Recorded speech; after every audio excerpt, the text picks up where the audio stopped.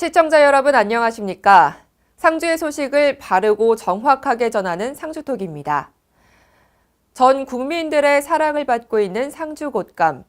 전국 곶감 생산량의 60%를 차지하는 상주 햇곶감이 본격 출하를 앞두고 지금 상주에서는 집집마다 곶감 수확과 곶감 포장 작업이 한창입니다. 상주 곶감은 60일 정도 자연 건조를 합니다. 상주 둥시감은 큰 감에 속해서 건조 기간도 그만큼 긴데요. 쫀득한 식감과 달콤한 맛, 그리고 주황색 고운 빛깔의 임가의 정성 어린 손길이 더해져서 전국 각지로 유통됩니다. 상주 시내 곶감 직판장을 비롯해서 각 임가에서 구입할 수 있는데요.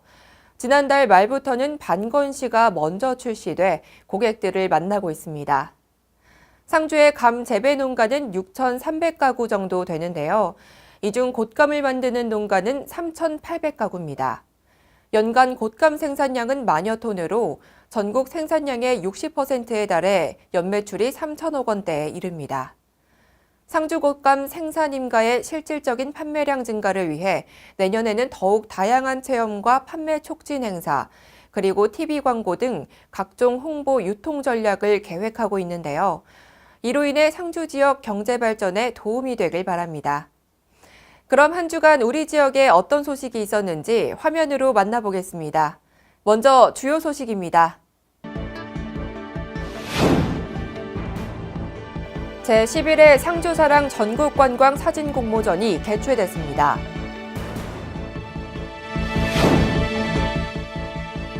초록우산 어린이재단에서 2018 상주 산타 원정대 행사가 열렸습니다.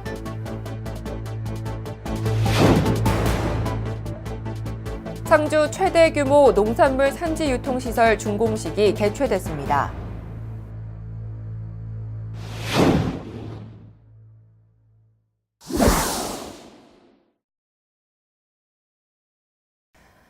(2008년에) 시작해서 올해로 제11회째를 맞는 상주사랑 전국 관광사진 공모전 전시회가 개최됐습니다. 매년 출품작들이 늘어나고 사진의 수준도 높아지고 있어서 좋은 평가가 이어지고 있는데요. 올해는 사람과 자연이 서로 조화를 이루며 그리고 문화가 어우러진 활력도시를 더 감성적으로 담아내 눈길을 끌고 있습니다. 이번 행사는 상주시 후원으로 한국사진작가협회 상주지부가 주관해 상주문화회관 지하전시실에서 열렸습니다. 사람과 자연, 문화가 어우러진 활력도시라는 부제로 7월부터 공모했고 공모전에는 전국에서 총 81명이 423개 작품을 출품했습니다. 심사는 한국사진작가협회 상주지부 주관으로 상주시청 대회의실에서 열렸으며 심사위원은 이문균, 장숙자, 권희동, 송성헌, 조정, 김민아 등 초대 작가 6명이 맡았습니다. 입선작에 대한 시상도 상주문화회관 지하전시실에서 개전식과 함께 이뤄졌습니다.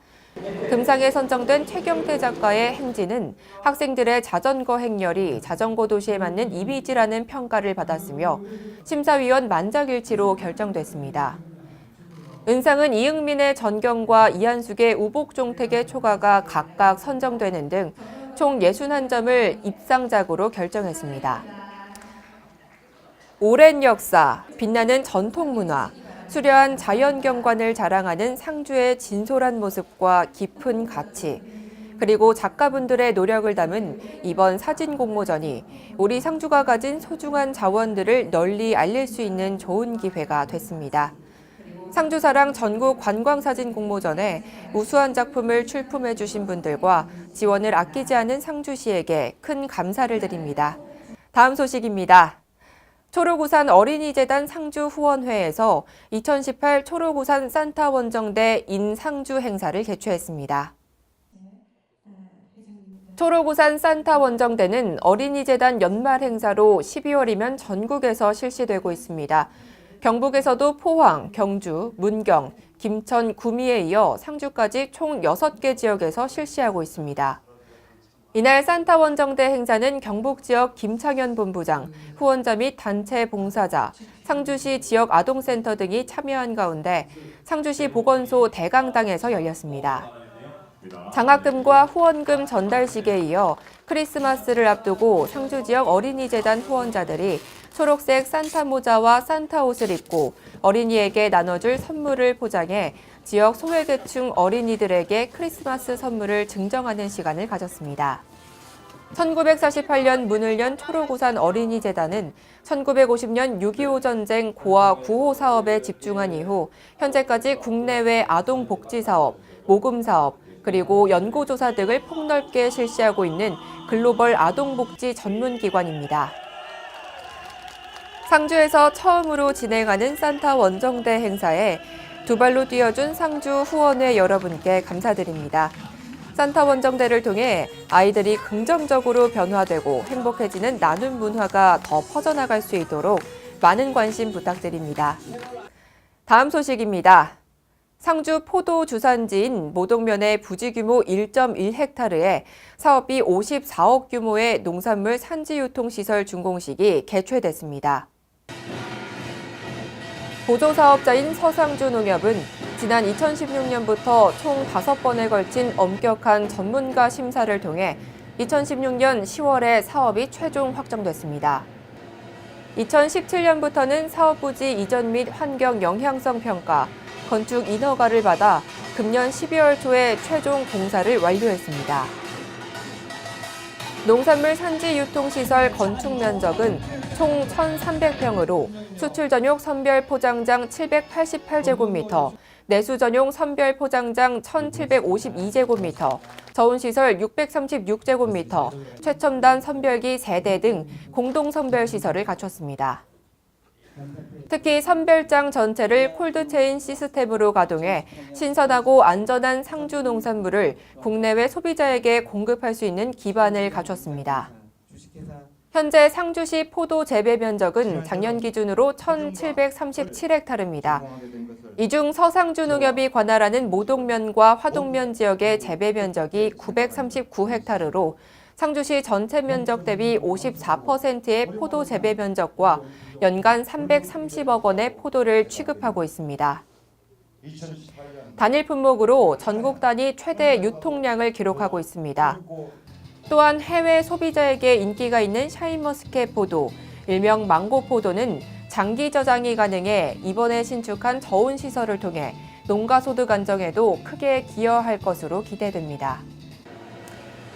농가 고령화 및 인력 부족 등으로 어려운 농촌의 상지 유통시설 건립을 통해 농산물 유통을 활성화하고 철저한 품질 관리를 통해 농가 소득이 앞으로 더욱더 증대되길 바랍니다.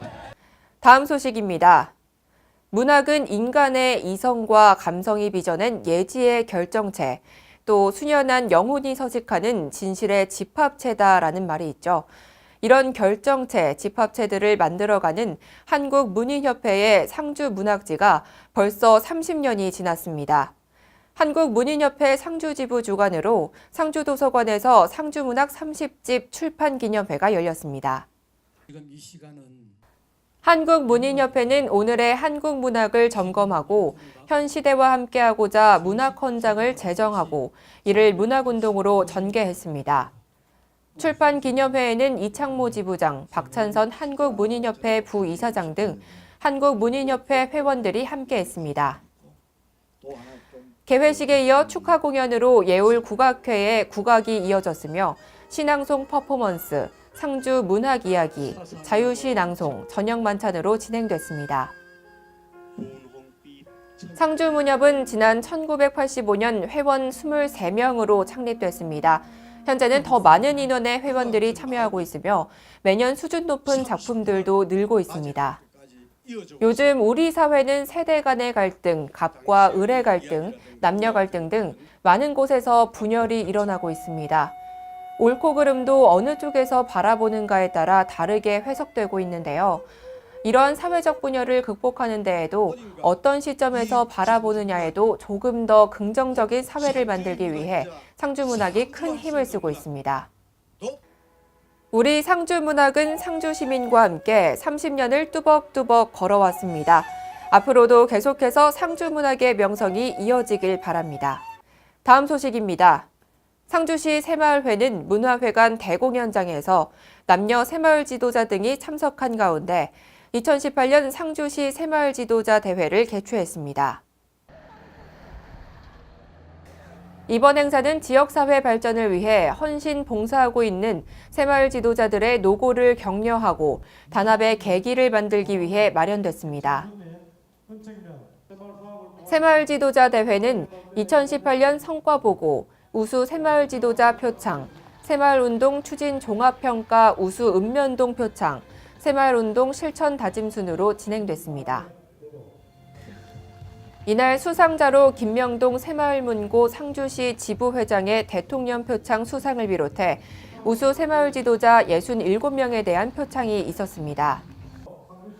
읍면동 새마을운동 추진 종합평가 분야에서는 최우수상의 동문동 새마을협의회 분여회, 우수상 화서면 화북면, 장려상은 은청면, 이안면, 남원동이 수상했습니다. 또 행사에서는 에너지 절약 캠페인 온맵시 따뜻한 겨울나기를 병행해 새마을 지도자 모두가 겨울철 생활 속 에너지 절약 실천 운동에 선도적인 역할을 할 것을 다짐했습니다. 지역사회 발전을 위해 헌신 봉사하고 있는 우수 지도자들의 노고에 감사드립니다. 다음 소식입니다. 상주시의회는 제190회 상주시의회 제2차 정례회에 제3차 본회의에서 상정된 안건을 모두 처리하고 18일간의 일정을 마무리했습니다. 지난 4일 개회한 이번 정례회는 2019년도 일반회계 및 기타 특별회계 세입세출 예산안 심사에 이어 2018년도 제3회 추가경정 세입세출 예산안 처리와 의원 발의 조례안 5건, 상주시로부터 제출받은 조례안 및 기타 일반 안건 10건을 심의 의결했습니다. 집행부에서 제출받은 상주시 인구증가 시책 지원조례 일부 개정 조례안, 상주 도시관리 계획 결정안에 대한 의견 제시건과 5건의 의원 발의 조례 재개정안은 원안 가결됐습니다. 또한 예산안 심의는 2019년도 세입세출 예산안 8,413억 2,200만 원 중 일반회계 22건의 세부사업에 대해 24억 8,700여만 원을 삭감했고 2019년도 기금 운용계획안 및 2018년도 제3회 추가경정 예산안은 원안대로 가결됐습니다. 또 상주시의회 최경철 의원은 이날 본회의에서 부서장 권한 강화와 책임행정 구현을 통한 인사제도 개선안에 대한 5분 자유 발언을 실시했습니다.